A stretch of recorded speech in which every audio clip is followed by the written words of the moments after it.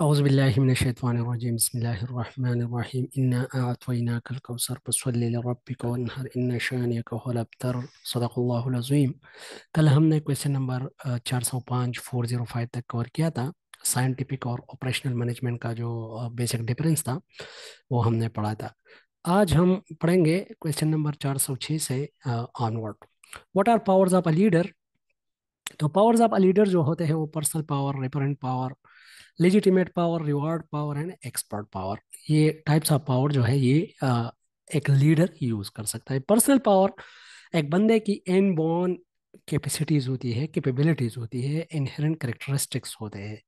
Referent power जो होते हैं कुछ ऐसे करेक्टरिस्टिक कुछ स्पेसिफिक बंदों के लिए होती है जो कि वो एक्वायर करते हैं, लेकिन स्पेसिफिक बंदों के लिए ये होती है जिसकी वजह से वो जाने जाते हैं। कुछ खासियतें कुछ लोगों में ऐसी होती है जिसकी वजह से वो जाने जाते हैं। तो this is referent power.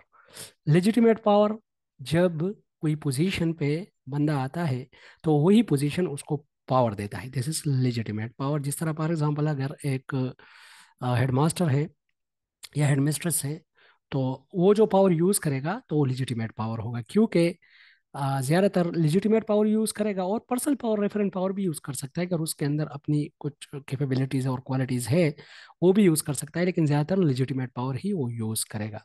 Reward power, reward power तो आप लोगों को पता है, टू इनकरेज समवन और टू गिविंग सम इंसेंटिव्स। तो इस तरह के पावर को हम रिवॉर्ड पावर कहते हैं। और एक्सपर्ट पावर भी एक्सपर्टीज, अगर किसी स्पेसिफिक चीज़ में, फॉर एग्जांपल एक बंदा जो है वो जरगा सिस्टम में अच्छा है तो हम उसको डिसीजन मेकिंग में इन्वॉल्व करते हैं। तो these are also type of power. तो यही जो है ये हमारे पास पावर है जो कि एक लीडर यूज कर सकता है। जब पावर क्या है? Power is the ability of a person to influence other person. The ability of a person to influence other person is called power. Power टू हो सकती है, पावर ओवर हो सकती है, पावर वेद हो सकती है। ये सारे जो है ये पावर के और भी टाइप्स हैं। अच्छा जी, क्वेश्चन नंबर 407 है, what are roles of management. तो अगर हम देखें तो मैनेजमेंट के रोल बहुत ही ज़्यादा इंपॉर्टेंट क्वेश्चन है। हर दूसरे बंदे से यही क्वेश्चन पूछा जाता है कि what is the role of headmaster और what is the role of a manager. चूंकि हेडमास्टर जो होता है वो एक मैनेजर होता है, दैट्स वाई मैनेजर के जो रोल्स है वही हेडमास्टर के भी है। तो अगर हम देखें तो मेंसबर्ग जो है, मेंसबर्ग ने ब्रॉडली ये तीन रोल्स दिए हैं: interpersonal role, informational role and decisional roles. और इसके अंदर जो है अपने कुछ स्पेसिफाइड रोल्स है। तो यहाँ पर जो मैंने डिस्कस किया है, 8 रोल्स ऑफ अ मैनेजर और अ हेडमास्टर और अ हेडमिस्ट्रेस।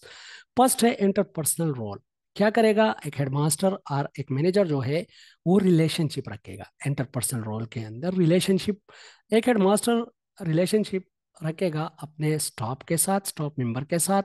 वो रिलेशनशिप रखेगा अपने स्टूडेंट के साथ, फिर कम्युनिटी के साथ और देन हाई अप्स के साथ। तो ये 4 टाइप ऑफ रिलेशनशिप जो है ये बहुत ज़्यादा इंपॉर्टेंट है एक हेडमास्टर के लिए। As a figure head role, headmaster जो होगा एज अ फिगर हेड होगा। मीन कि वो जो हेड होगा एज अ हेड रोल वो प्ले करेगा। ठीक है। Liaison role, liaison mean a relationship with other organization. अपने स्कूल का दूसरे स्कूल के साथ वो क्या करेगा? रिलेशनशिप बनाएगा। This is liaison role. Leader role, leader क्या होता है? A person who motivate and guide other for the purpose to achieve the organizational goal. तो लीडर विजनरी होगा, लीडर डायरेक्ट करेगा, लीडर लीड करेगा, लीडर एग्जाम्पल से lead करेगा, example से एक्सप्लेन करेगा। ठीक है। तो लीडर जो है बेसिकली विजनरी होगा। तो leader role as a leader भी होगा, मोटिवेट भी करेगा, गाइड भी करेगा, लीड भी करेगा। ठीक है। इंफॉर्मेशनल रोल में इंफॉर्मेशन लेगा भी और इंफॉर्मेशन डिसिमिनेट भी करेगा। मॉनिटर का मतलब यह है, यहाँ पर वर्ड यूज होता है मॉनिटर। मॉनिटर का मतलब यही है कि स्कूल के अंदर वो इंफॉर्मेशन कलेक्ट करेगा। डिसिमिनेटर उसी इंफॉर्मेशन को फिर वो आगे पहुंचाएगा। चूंकि हेडमास्टर जो होता है it's basically a bridge between the district education office and the school. ठीक है। इसके साथ साथ जो उसका क्लर्क होता है वही भी इसके साथ साथ काम करता है, लेकिन ये एक ब्रिज होता है जो कि इंफॉर्मेशन कलेक्ट करता है और वही इंफॉर्मेशन जो है वो आप इसके साथ शेयर करता है, या डायरेक्टरेट के साथ भी शेयर कर सकता है, या किसी और ऑर्गेनाइजेशन के साथ भी वो जो है शेयर कर सकता है। लेकिन मॉनिटरिंग करेगा मॉनिटरिंग की डिफिनीशन भी यही है, to collect information and to present its to the high ups, ठीक है। और डिसमिनेशन करेगा, वो जो इंफॉर्मेशन है वो दूसरों को पहुंचाएगा। एंटरप्रेन्योर करेगा, एंटरप्रेन्योर का मतलब ये तो बिजनेस सेंस में अगर हम ले ले तो कोई एक नया बिजनेस स्टार्ट करने को हम एंटरप्रेन्योर कहते हैं। लेकिन यहाँ पर बिजनेस स्टार्ट करने से मुराद मीन के नए प्रोग्राम स्टार्ट करेगा स्कूल के अंदर, टीचिंग लर्निंग के हवाले से कुछ न्यू लाने की कोशिश करेगा, कुछ क्रिएटिविटी के बारे में कुछ चीज़ें जो है वो करेगा, तो दिस इज एंटरप्रेन्योर। अच्छा, डिसीजनल रोल बहुत ही ज़्यादा इंपॉर्टेंट है। हेडमास्टर का मेन जो रोल होता है या मैनेजर का मेन रोल जो रोल होता है वो डिसीजन मेकिंग रोल होता है। डिसीजन मेकिंग के लिए मैंने आप लोगों को 5 टाइप्स ऑफ जो है मॉडल्स पढ़ाए थे। Classical model of decision making, then एक और भी था, ब्रेनस्टॉर्मिंग था, एक डिल्पी टेक्निक था, एक जो है मैनेजर सेंटर था, एक और भी 2-3 टाइप के थे। मैंने एक लेक्चर इस पे दिया हुआ है, अगर कोई इंटरेस्टेड है तो वो आज कर सकता है कि डिसीजन मेकिंग जो है उसके model specifically Simon Herbert Simon का एक मॉडल था, ठीक है। तो ये सारे मॉडल जो होता है ये डिसीजन रोल्स था या डिसीजन रोल जो होता है ये हेडमास्टर का एक इंपॉर्टेंट रोल होता है। डिसीजन किसे कहते हैं? To select a suitable and appropriate alternative from the available alternatives or from the available options। अगर ऑप्शंस और अल्टरनेटिव्स अवेलेबल है तो उससे सुटेबल और जो है अप्रोप्रिएट ऑप्शन को सेलेक्ट करने को हम डिसीजन कहते हैं। अच्छा, रिसोर्स एलोकेटर होगा, जो रिसोर्सेज होंगे वो प्रोवाइड करेंगे स्कूल के अंदर। फॉर एग्जांपल टीचर्स को रिसोर्सेज चाहिए, स्टूडेंट को रिसोर्सेज चाहिए, तो वो रिसोर्सेज प्रोवाइड करेगा हेडमास्टर ही। निगोशिएटर रोल्स निगोशिएशन करेगा, ठीक है। अच्छा जी, क्वेश्चन नंबर 408 है, what are the skills of a manager? ये भी बहुत ही इंपॉर्टेंट क्वेश्चन है। स्किल्स ऑफ अ मैनेजर मतलब स्किल्स ऑफ अ हेडमास्टर, ठीक है। तो ये हर्ट्सबर्ग जो है, sorry, Robert Robert Katz, Robert Katz जो है उन्होंने उन्होंने 3 टाइप्स ऑफ स्किल्स जो है ये दिए हैं मैनेजर के। ह्यूमन स्किल्स है, टेक्निकल स्किल्स है एंड कॉन्सेप्चुअल स्किल्स है। ह्यूमन स्किल्स का मतलब यही है जो कि रिलेटेड है इंसान से, पर्सोनेल से। क्या करेगा? मोटिवेशन करेगा, ठीक है। स्कूल के लिए स्टॉप की हायरिंग के लिए डीओ ऑफिस से डिमांड करेगा। कंटिजेंसीज से भी वो हायर कर सकता है। कंटिजेंसीज मीन, ये मैं इंशाल्लाह जब नेक्स्ट क्लास में या इंशाल्लाह 1-2 लेक्चर बाद में आप लोगों को सर्विस एक्ट, जो सिविल सर्विस एक्ट है 1973 का, इंशाल्लाह मैं कोशिश करूंगा कि उसमें ये चीज़ें मैं आप लोगों को क्लियर कर लूँ। ये जो ह्यूमन स्किल्स है और इसके साथ साथ हमारे पास जो है ये सारी चीज़ें इंशाल्लाह उधर भी हम पढ़ेंगे, ठीक है। तो ह्यूमन स्किल्स जो है कि किसी तरह एक हेडमास्टर किसी तरह स्कूल जो होता है उसी के फंड से जो स्टॉप सेलेक्ट करता है उसको हम कंटिजेंसी बेस स्टॉप कहते हैं, जिसको हम डेली वेजर्स कहते हैं, ठीक है। एक कॉन्ट्रैक्ट बेस होता है, तो कॉन्ट्रैक्ट तो वो होता है जो कि गवर्नमेंट के साइड से उसको सैलरी मिलती है, लेकिन कंटिजेंसीज स्टॉप्स वो होती है जो कि स्पेसिफिकली स्कूल के फंड से या पीटीसी फंड से हायर किया जाता है, तो उसको हम कंटिजेंसी स्टॉप कहते हैं, ठीक है। टेक्निकल स्किल्स होते हैं, कॉन्सेप्चुअल स्किल्स होते हैं। कॉन्सेप्चुअल स्किल्स का मतलब यही है to to think with ideas and work with ideas. Concepts हमारे पास क्या होते हैं? आइडियाज ही होते हैं। तो ये सारे स्किल्स जो है 3 type of skills, human skills, technical skills, conceptual skills और फिजिकल स्किल्स भी हम कह सकते हैं, ये सारे हमारे पास क्या है? एक मैनेजर के स्किल्स है जो कि स्कूल के अंदर वो क्या करता है? यूटिलाइज कर सकता है, ठीक है। अच्छा जी, आवाज़ पहुंच रही है मेरी?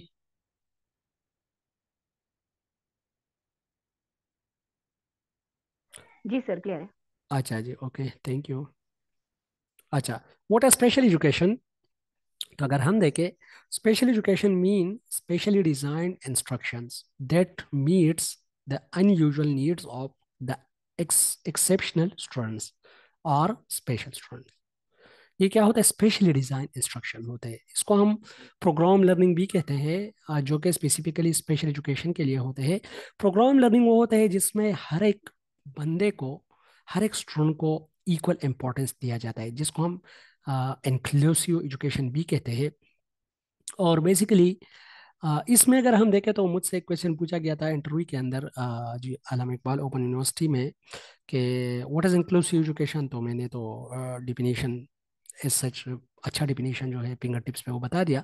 तो फिर वो मुझे आगे से कहता है कि क्या हमारे स्कूलों में इंक्लूसिविटी पॉसिबल है कि हम अचीव करें। तो फिर मैंने कहा कि sir up to some extent we can achieve, लेकिन उन्होंने कहा कि अगर 1:40 है तो किस तरह हम उसमें इंक्लूसिविटी अचीव कर सकते हैं। तो मैं समझ गया। तो मैंने कहा कि सर बेसिकली प्रोग्राम लर्निंग जो है उसमें हम हर एक स्टूडेंट पे फोकस करते हैं। तो it's really difficult to focus on the 40 student by one teacher. ठीक है।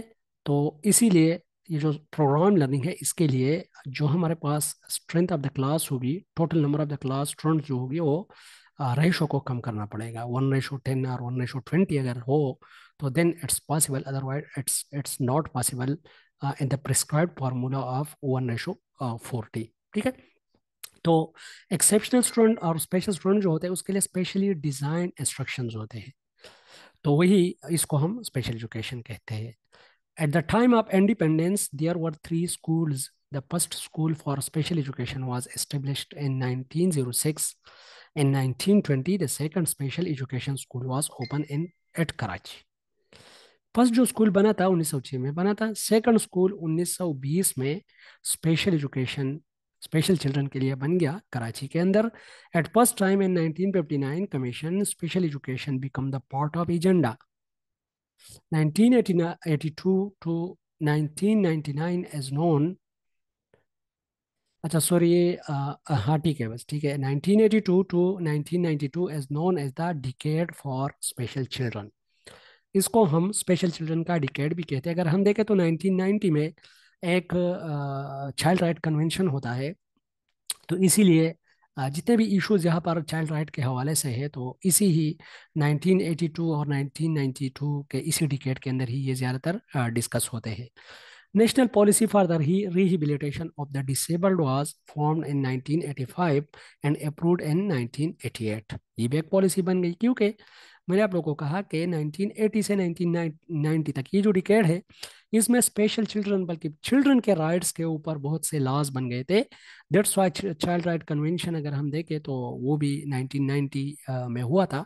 बहुत ही इंपॉर्टेंट कन्वेंशन है, आप लोग अगर उसको पढ़ लो तो इंटरनेशनल एक कन्वेंशन था। अच्छा, according to national policy for person with disabilities 2002, इसके लिए अलग पॉलिसीज बनते हैं जो ये डिसेबल स्पेशल पर्सन होते हैं। Almost 2.49% population all over the world is disable. ठीक है। आज के अखबार डेट जो है 11/3/2024, इसके मुताबिक आज के अखबार में आया था कि स्टेटिस्टिक के मुताबिक खैबर पख्तूनख्वा में 1,16,000 रजिस्टर्ड डिसेबल है। ठीक है। और पाकिस्तान के अंदर 3,22,000 समथिंग, 3,22,000 जो है डिसेबल बंदे जो है वो रजिस्टर है। ठीक है। तो ये करंट स्टेटिस्टिक जो है ये आज के अखबार में मैंने ये देखा था। ठीक है। तो यही स्पेशल एजुकेशन जो है ये इसकी कुछ मालूमात थे इसी हवाले से। लेकिन स्पेशल एजुकेशन वही होती है जो कि स्पेशली डिज़ाइन इंस्ट्रक्शन होते हैं हैंडीकेप्ड चिल्ड्रन के लिए या स्पेशल स्टूडेंट्स के लिए। अच्छा, ये स्पेशल स्टूडेंट का नाम जो है ये पीपल पार्टी के गवर्नमेंट में ये दिया गया था। इससे पहले इसके लिए वर्ल्ड डिसेबल्ड यूज होता था, लेकिन अभी जो है इसके लिए स्पेशल स्पेशल पर्सन का नाम यूज होता है। ठीक है। ये पीपल पार्टी के गवर्नमेंट में मेरे ख्याल में 2012 के बाद और 2010 के बाद ये नाम स्पेसिफिकली स्पेशल पर्सन नाम जो है ये डिसेबल स्टूडेंट्स के लिए या डिसेबल बंदे के लिए दिया गया था। What is NTS? National testing services. People needs भी कहा जाता जी। है पीपल, जी sir, people with special needs भी कहा जाता है। अच्छा अच्छा, okay, people with special needs. Sir इनको आजकल जी लिंग्विस्टिक के थ्रू जो सोशल चेंज लाने की सर कोशिश की जा रही है। तो आजकल सर नया नाम इनका है differently abled persons, okay. Differently abled people. अच्छा, ये तो मुनीबा मज़ारी की एक मज़ेदार सी एक मोटिवेशनल स्पीच है। आप लोग अगर उसको पढ़ दे वॉच कर लो तो वो भी बहुत ही इंटरेस्टिंग है। वो खुद मुनीबा मज़ारी जो है वो चूंकि एक एक्सीडेंट में पैरालाइज्ड हो गई थी। दैट्स वाई उसके जो वर्ड्स है, तो people called me disabled, I called my self differently abled, people call it disability, I call it ability. इस तरह के कुछ वर्ड जो है उन्होंने यूज़ किए। उस्मान भाई आपकी बात ठीक है, कि अभी इसके लिए जो है वर्ड यूज़ होता है डिफरेंटली एबल। Very good. अच्छा जी, national testing services recommended in 1998 educational policy and implemented in 2002। ठीक है। अच्छा जी, question number 411, first revealed word in Islam, इकरा। इस्लाम में रिवील्ड वर्ड जो है फर्स्ट वो है इकरा, मीन रीड। अच्छा जी, question number 412, what is cave theory. अगर हम केव थ्योरी की बात करें, तो जो रिपब्लिक बुक ऑफ प्लेटो है, तो प्लेटो ने अपने बुक रिपब्लिक में एक एलोगेरी, एलोगेरी मीन एक एक तस्वुराती किस्सा उन्होंने एक लिखा है। और इन्होंने लिखा है कि फॉर एग्जाम्पल एक गार है, गार के अंदर कुछ लोग रह रहे हैं और एक सुराख है, एक होल है, जिसके जरिए गार में एक ये जो जो लाइट है वो एंटर होती है, और अंदर कुछ शेडोज बनते हैं दीवार पे उसी लाइट की वजह से। और वो शेडोज किसके होते हैं, बाहर जो बंदे जो है गार से गुजरते हैं, तो उसके शेडोज अंदर बनते हैं। तो गार के अंदर जो लोग हैं, अभी वो हैरान है कि ये क्या मामला है, लेकिन वो बाहर आने की कोशिश नहीं कर रहे कि वो बाहर आके देखे कि बाहर है क्या। ठीक है। तो बेसिकली वो क्या एक्सप्लेन करना चाहता है, वो ये एक्सप्लेन करना चाहता है कि ये जो हमारे पास नॉलेज है, दिस इज विजडम। तो हमें जाके नेचर के साथ हमें इसको एक्सपोज करना चाहिए, हमें जाके ढूंढना चाहिए, रियलिटी की तरफ हमने जाना चाहिए, न कि एक गार में बन रहने से हम चीज़ें हासिल नहीं कर सकते।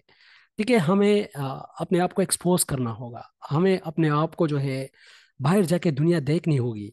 ठीक है। बुक्स को पढ़ना होगा, जो है सर्च आउट करना होगा। तो बेसिकली इसका मतलब यही है। के theory of cave theory of allegory of cave was or allegory of cave was given by Plato in his book Republic. It is a dialogue between Glaucon, the brother of Plato, and Socrates. ठीक है। It starts from the point that there is a prisoner in the prison who is chained all his life in jail. There is a fire around the prisoner and a hole in the wall in which light is entered and make a shadow on the opposite wall. The prisoner has never seen the outside world. They can escape and watch the outside world. The prisoner may afraid from the harm of outside real world, so he did not go outside to escape. यहाँ पर ये भी हमें सबक मिलता है कि मतलब रिस्क लेना चाहिए, क्योंकि यहाँ पर ये देखो, ये जो प्रिजनर है ये डर रहा है बाहर की दुनिया से, निकलने की कोशिश ही नहीं कर रहा। वो जो एक कॉन्सेप्ट मुझे याद आया, लर्न हेल्पलेसनेस। लर्न हेल्पलेसनेस जो है ये एक कॉन्सेप्ट है एजुकेशन के अंदर। इसके अंदर इस तरह है कि एक कुत्ता है, और कुत्ते को जो है एक पिंजरे में बंद किया जाता है, बड़ा सा पिंजरा होता है, और कुत्ता जब बाहर छलांग लगाने की कोशिश करता है तो उसको करंट लगता है, उसको शॉक लगता है, इलेक्ट्रिक शॉक। ठीक है। तो अभी जो है जब वो बाहर जाने की उछलने की या जंप लगाने की कोशिश करता है ये कुत्ता, तो वो इसलिए नहीं जा सकता कि वहां पर उसको करंट लगता है। तो 2-3 मरतबा जब वो इसी तरह करता है, उसको करंट लगता है, तो आराम से बैठ जाता है। तो फिर उसको पंजरे के जो दीवार है और पंजरे पंजरे के जो 4 वॉल्स होते हैं, जिसके अंदर वो घेरा हुआ होता है, तो उसको हटा दिया जाता है। स्टिल अभी उनके पास चांस है कि वो बाहर निकले, लेकिन अभी वो बाहर निकलता ही नहीं है, वो डर रहा है, वो बिल्कुल रिस्क ही नहीं ले रहा, क्योंकि वो जो उनको मिला है, वो जो कॉन्सिक्वेंसेस उनको मिले हैं, तो अभी वो नहीं चाहता कि अगेन जो है वो डर रहा है अभी। ठीक है। तो इसी तरह की एक ये भी एक सिचुएशन है कि इंसान जो है वो नहीं लेता, मतलब जो रिस्क है वो नहीं लेता। दैट्स वाई वो कहते हैं कि डर के आगे जीत है। ठीक है। The moral is the effect of education and the lack of it on our nature. ठीक है। अच्छा जी, क्वेश्चन नंबर 413 है, SNC is aligned with which international science math assessment agency। तो अगर हम देखें, टीम्स एक इदारा है, TIMSS। टीम जो है trends in international mathematics and science studies. अगर हम टीम की तरफ देखें, तो ये एक USA बेस्ड इदारा है जो कि असेसमेंट करती है स्पेसिफिकली साइंस स्टडीज और मैथमेटिक्स के अंदर जो ट्रेंड्स है, जो फ्यूचर ट्रेंड्स है वो, और ये स्पेसिफिकली 1996 में ये जो इदारा है टिम्स, इन्होंने काम स्टार्ट किया था अमेरिका के अंदर। और 2019 में फर्स्ट टाइम पाकिस्तान में इन्होंने एसएनसी के साथ अलाइन किया था। ठीक है। और 2020 में मैं खुद जब टीचर था एक स्कूल में, तो 2020 में इन्होंने, इसका काम क्या होता है, ये क्लास 4 और क्लास 8 जो होता है, इसके 4 subject, mathematics, science, Urdu and English, ये जो 4 सब्जेक्ट है इसकी असेसमेंट करता है। और ये जो असेसमेंट है ये इंटरनेशनली फिर कंपेयर होते हैं। तो इसका काम यही है। ठीक है। टिम्स एक इदारा है। तो एसएनसी ने किसके साथ ऐलान किया था? टिम्स के साथ। ठीक है। अच्छा, क्वेश्चन नंबर 414 है, what is SDGs and MDGs? Sustainable Developmental Goals and Millennium Developmental Goals. Sustainable Developmental Goals, these are 17 and presented in 2015 for 15 years. 2015 में ये पेश किए गए थे, 15 ईयर के लिए थे, और 2030 जो है ये इसका लास्ट ईयर है। SDG Goal 4 is about quality and inclusive education. All the countries, including developed countries and underdeveloped countries, ratify the SDGs.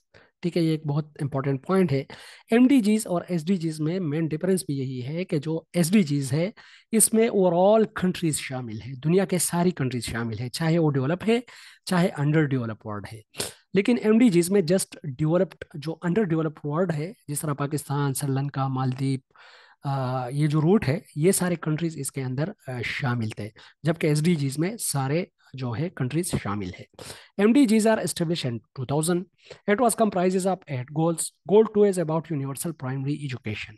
Only underdeveloped countries ratify the MDGs. ठीक है, तो ये इसमें डिफरेंस है। अच्छा जी, क्वेश्चन नंबर 415 है, व्हाट इज करिकुलम चेंज? तो अगर हम देखें, ये बहुत ही इंपॉर्टेंट क्वेश्चन है, पूछा गया है कि करिकुलम चेंज क्या होता है। तो करिकुलम चेंज क्या होता है? Basically modification introduce in the curriculum to improve or to adopt it to new circumstances or priorities. Modifications introduced in the curriculum to improve or to adopt it to new circumstances or priorities. ठीक है, modification करना curriculum के अंदर कि इसको नए environment के लिए क्या क्या किया जाए, एक सूटेबल बनाया जाए। ठीक है, तो दिस कॉल्ड करिकुलम चेंज। अच्छा जी, क्वेश्चन नंबर 416 है, what is mean deviation? Statistic का क्वेश्चन है। देखो, मीन क्या होता है? मीन एक पॉइंट होता है। तो सिंपल सी चीज है कि एक सेंट्रल पॉइंट से एक डेटा जो है वो कितना डिविएट कर रहा है, कितना दूर है। जिस तरह हम पीएच लेते हैं, तो फॉर एग्जांपल अगर नॉर्मल पीएच जो है हमारे पास वो 7 है, तो अभी अगर एक्सपेरिमेंट किया जाए किसी चीज की पीएच हमने मालूम करनी है, तो हमें इसको 7 से ही कंपेयर करना होता है कि ये 7 से कितना दूर है। ठीक है, इसकी जो पीएच है ये अल्कलिनिटी की तरफ है या जो है एसिडिटी की तरफ है। तो ये हम इसमें एग्जांपल पुट कर सकते हैं। तो किसी तरह एक सेंट्रल पॉइंट जो है, डेटा कितना दूर है, this is called mean deviation. Mean deviation is how for a data from the central point. ठीक है, क्वेश्चन नंबर 417 है, difference between qualitative and quantitative variables. तो अगर हम देखें, तो हमने क्वालिटेटिव और क्वांटिटेटिव रिसर्च पढ़े थे, उसका डिफरेंस। तो क्वालिटेटिव और क्वांटिटेटिव वेरिएबल जो होते हैं बहुत ईजी है। क्वांटिटेटिव में हम क्वांटिटी स्टडी करते हैं, नंबर स्टडी करते हैं, मैयर स्टडी करते हैं। क्वालिटी में हम कॉन्सेप्ट स्टडी करते हैं, आइडियाज स्टडी करते हैं, वर्ड स्टडी करते हैं, कॉन्सेप्ट स्टडी करते हैं। ठीक है, तो quantitative variable as numbers based, countable और measurable. Qualitative variable is interpretation based, descriptive and relating to language. ठीक है, quantitative variable tell us how many, how much or how often in calculation, mean quantity पे focus करता है। ठीक है, while qualitative variable can help us to understand why, how or what, qualitative terms है, happen behind certain behaviors। ठीक है, इसको और भी आप लोग एक्सप्लेन कर सकते हो। क्वालिटेटिव वेरिएबल जो होगा वो डिडक्टिव होगा, क्वांटिटेटिव वेरिएबल जो होगा वो डिडक्टिव होगा, क्वालिटेटिव वेरिएबल जो होगा वो इंडक्टिव होगा। क्वालिटेटिव वेरिएबल जो होगा वो सब्जेक्टिविटी बेस्ड होगा, क्वांटिटेटिव वेरिएबल जो होगा वो ऑब्जेक्टिविटी बेस्ड होगा। क्वालिटेटिव वेरिएबल जो होगा वो इंटरप्रेटिव पैराडाइम में फॉल करता है। क्वांटिटेटिव पैराडाइम जो है ये पॉजिटिविस्ट पैराडाइम में फॉल करता है।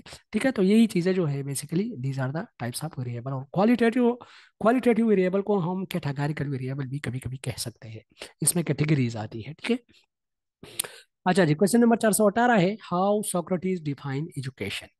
तो तीन डिफिनीशन मैंने सोक्रेटिस के यहाँ पर किए हैं। सोक्रेटिस का ताल्लुक आइडियलिज्म स्कूल ऑफ थॉट से है। ब्यूटी, जस्टिस, ट्रुथ, इन चीज़ों पे ये ज़्यादा फोकस करते हैं। Education is to produce our true man, ये इसका एक डिफिनीशन है। बहुत ही मज़े की definition, definition number 2, my favourite definition, bringing out the ideas of universal validity which are latent in the mind of every man.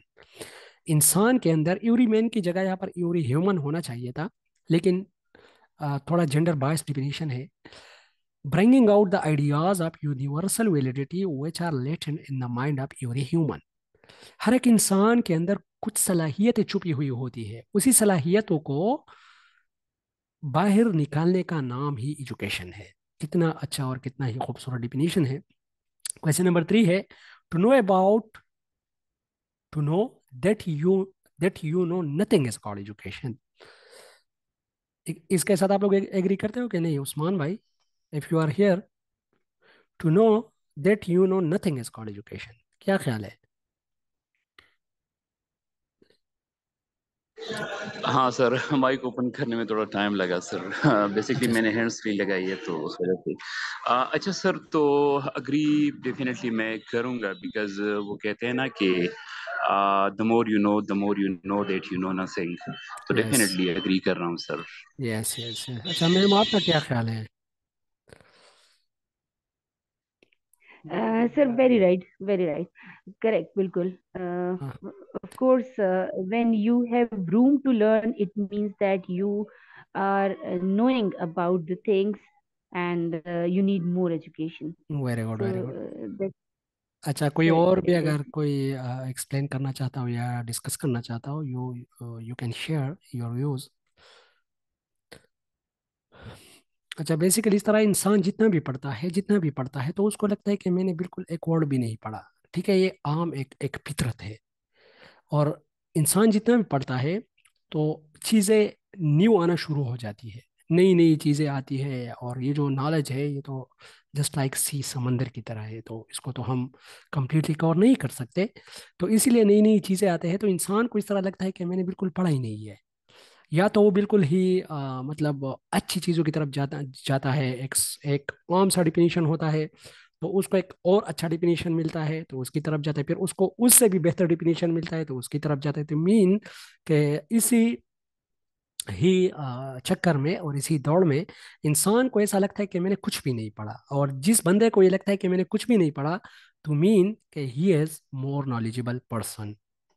अच्छा जी, क्वेश्चन नंबर 419, 419 अच्छा है। सर, जी सर अगर आप, जी, ओके सर। सर अगर आपको ये लगे कि मुझे कुछ भी नहीं पता, तो ये सर इंफीरियरिटी कॉम्प्लेक्स नहीं हो जाएगा सर? नहीं, बेसिकली डोंट यू अगर think that?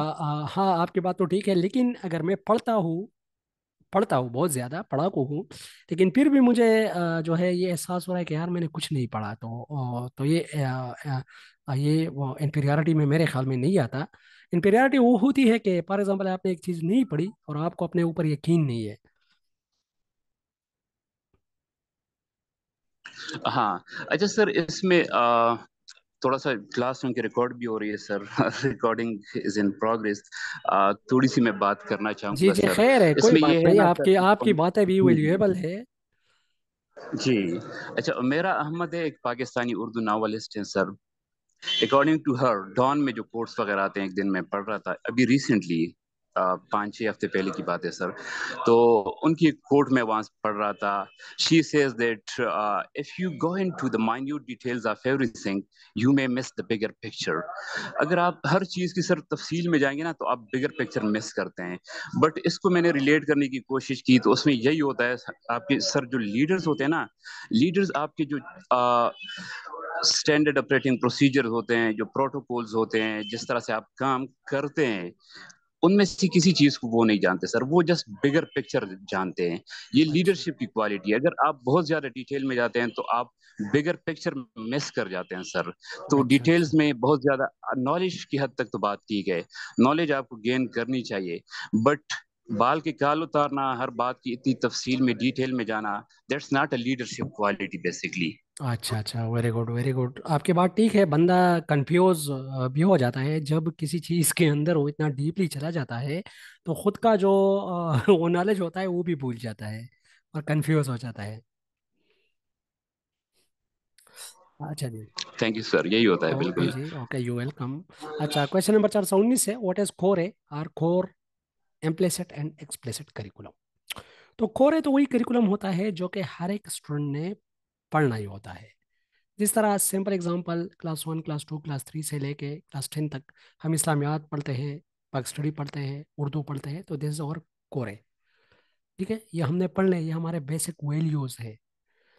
Implicit curriculum, explicit curriculum. Explicit बहुत ही वाज़ेह रिटर्न फॉर्म में, इम्प्लिसिट करिकुलम को हम हिडन करिकुलम भी कह सकते हैं, जो कि गैर वाज़ेह हो और जो रिटर्न में मौजूद ना हो। कोर करिकुलम और core curriculum is also called core. It includes set of common learning. It includes all central knowledge that all students require to achieve, derive from social and civic needs. Its main objective is to function effectively in a society. ठीक है, explicit curriculum is planned, written and published and presented by teachers to students.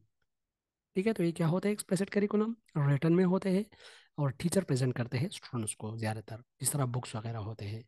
Implicit curriculum is unplanned, unwritten and unpublished curriculum, corrupted and thinking process of learner. जिस तरह हमारे पास hidden curriculum होता है, hidden curriculum वो होता है कि ये रिटर्न में नहीं होता। स्टूडेंट अक्सर जो है एक दूसरे से सीखते हैं, दिस इज हिडन करिकुलम। या एक टीचर जो है वो पानी पी रहा है, अभी स्टूडेंट उसको ऑब्जर्व कर रहे हैं, वो जो है दाएं हाथ से और बिल्कुल 3 सांसों से वो पानी पी रहा है, स्टूडेंट अब उसको ऑब्जर्व कर रहे हैं और वही अडॉप्ट कर रहे हैं, तो this some type of hidden curriculum. या क्लासरूम के अंदर अगर हम कुछ बैनर्स वगैरह जो है लगा ले और स्टूडेंट आके उसको देखा करे और कुछ चीज़ें सीखा करे, तो इसको हम हिडन करिकुलम कह सकते हैं। ठीक है। अच्छा, क्वेश्चन नंबर 420 कहते 420 है, what are Islamic values and teaching. तो इस्लामिक वैल्यूज तो बहुत ज़्यादा है, ब्रदरहुड है, यूनिटी है, सिंपैथी है, एम्पैथी है, ट्रूथफुलनेस है, यूनिटी है, काइंडनेस है। इसके साथ हमारे पास जो है वो इक्विटी है, ब्रदरहुड है, एथिक्स है, sympathy, empathy, morality, respect, respect to youngers, love for youngsters. तो ये सारे हमारे पास इस्लामिक प्रिंसिपल्स है। अच्छा, क्वेश्चन नंबर 421 है, what is contribution of ibn Khaldun and teaching process. यहाँ पर बात टीचिंग प्रोसेस की हो रही है। तो इब्न खल्दून जो है, इन्होंने टीचिंग प्रोसेस के बारे में 3 स्टेप दिए थे। First step introduction, second step development और थर्ड स्टेप जो है वो है समरी और रिकैप। ठीक है। तो Ibn Khaldun teaching process comprise of 3 steps. The first step is introduction, the second step is development and the third one is recap और समरी। क्वेश्चन नंबर 422 है, define table of specification and its role in the preparation of performance test. तो table of specification को हम blue print of test भी कहते हैं। किसी भी टेस्ट को बनाने से पहले ये डेवलप की जाती है ताकि टेस्ट वैलिड हो, टेस्ट बैलेंस हो, टेस्ट सारे कंटेंट को कवर करे। ठीक है। Table of specification is also called blueprint of the test. It's a two-way graphical representation of the content and objectives. It is used in performance tests to develop a balanced test, sampling from the whole content, integration between content and objectives, help in ensuring validity in the test. ठीक है। For example 10 के 10 chapter हमने पढ़े हैं, तो 10 के 10 chapter में से हमने कुछ ना कुछ उठाना है। तो इसके लिए टेबल ऑफ स्पेसिफिकेशन जरूरी है कि पहले एक स्केच बनाए, एक ग्राफिकल रिप्रेजेंटेशन बनाए, देन उसके बाद कुछ डिस्ट्रीब्यूशन कर ले कि इस चैप्टर से मैंने इतने डालने हैं, नॉलेज बेस्ड इतने डालने हैं, कंप्रीहेंशन बेस्ड इतने डालने हैं। तो ये सारे हम टेबल ऑफ स्पेसिफिकेशन में कर सकते हैं। क्वेश्चन नंबर 423 है, व्हाट इज इलिसिटेशन एंड टीचिंग। देखो, इलिसिटेशन इस तरह होता है कि जब हम प्रीवियस नॉलेज को न्यू नॉलेज के साथ लिंक करते हैं, इलिसिटेशन इसको कहते हैं। फॉर एग्जाम्पल, अगर अभी मैं क्लासरूम के अंदर स्टूडेंट को पढ़ा रहा हूँ कि वो अभी फॉर एग्जांपल मैं नाउन पढ़ा रहा हूँ, and the types of noun, countable noun और अनकाउंटेबल नाउन में पढ़ा रहा हूँ। वहाँ पर एक ग्लास है, ग्लासरूम के ग्लास है और ग्लास में पानी है। तो अभी मैं स्टूडेंट को कहता हूँ कि ये कितने ग्लासेस है, 2-3 ग्लासेस है, तो वो मुझे कहते हैं कि 2 ग्लासेस है, 3 ग्लासेस है।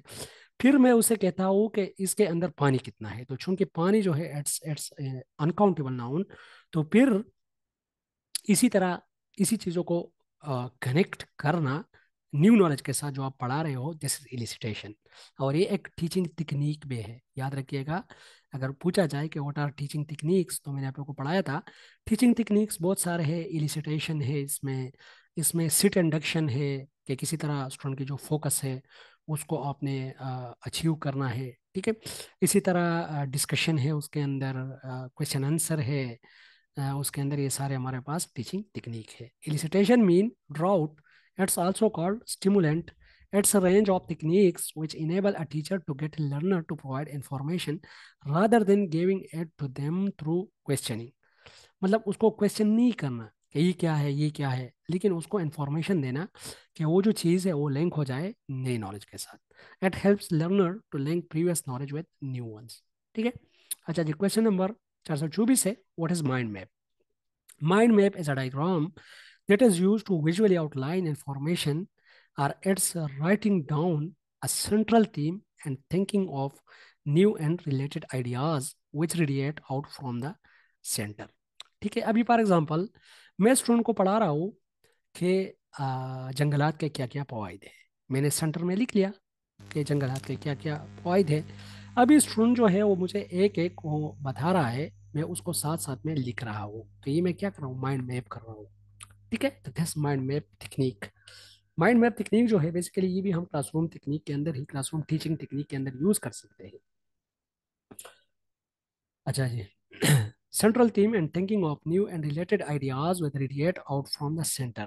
Its main purpose is to develop new, just a minute. To develop new and related ideas which radiate out from the center. Its main purpose is to develop new ideas or to organize existing information. ठीक है। Mind map जहन का एक नक्शा होता है, एक central point होता है, और उसके साथ साथ कुछ आइडियाज जो है वो हम लिखते जाते हैं ग्राफिकल रिप्रेजेंटेशन के जरिए, बोर्ड पे या किसी पेपर के ऊपर। तो ये माइंड मैप हो सकता है। अच्छा जी, define global learning, question number 425 है। तो जो ग्लोबल लर्निंग है हमारे पास, इसको हम कनेक्टेड क्लासरूम्स भी कहते हैं। ग्लोबल लर्निंग हमारे पास वो लर्निंग है कि जिसमें स्कूल जो है ये एक ग्लोब है, ये एक दुनिया जो है हमारी स्कूल है। इसके अंदर जो क्लासरूम्स है वो सारे कनेक्टेड है, और इसमें जो इश्यूज ज्यादातर डिस्कस होते हैं वो इंटरनेशनल इश्यूज होते हैं।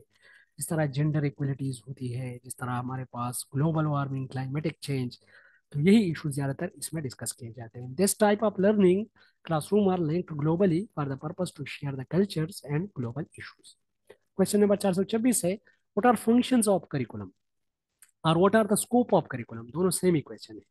फंक्शंस ऑफ करिकुलम जो है ये हमारे पास 3 हो सकते हैं, programme of studies, programme of guidance and programme of activities. क्योंकि ये देखो, करिकुलम हमारे लिए क्या डिटरमिन करता है? अगर एक करिकुलम है तो करिकुलम हमारे लिए ये डिटरमिन करता है कि कौन से प्रोग्राम ऑफ स्टडी होंगे, इसके अंदर सब्जेक्ट कौन कौन से होंगे, एक्टिविटीज कौन कौन से होंगे, और फिर इसकी गाइडेंस प्रोग्राम क्या क्या होगा, असेसमेंट टेक्निक क्या क्या होंगे।